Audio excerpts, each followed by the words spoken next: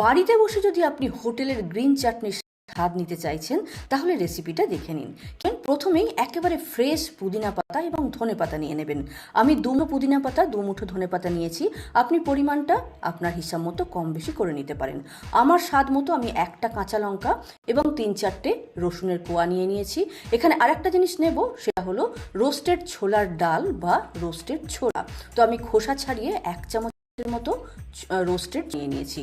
পরিমাণ মতো নুন, পরিমাণ মতো চিনি, 1/2 চামচ বিট লবণ, 1/2 চামচ চাট মশলা এবং 1/4 চামচ রোস্টেড জিরে পাউডার নিয়েছি। একটা গোটা লেবুর রস এখানে নিয়ে নিয়েছি, আর নিয়েছি 2 চামচ ভরে ভরে টক দই। এবার আমরা ঢাকনাটা বন্ধ করে দেব, দিয়ে ভালো করে ব্লেন্ড করে নেব। একটু সময় নিয়ে ব্লেন্ড করবেন, দেখবেন পাতাগুলো একেবারে জলের মতো মিশে গেছে। বাড়িতে বসেই হোটেলের চাটনির স্বাদ নিতে পারেন।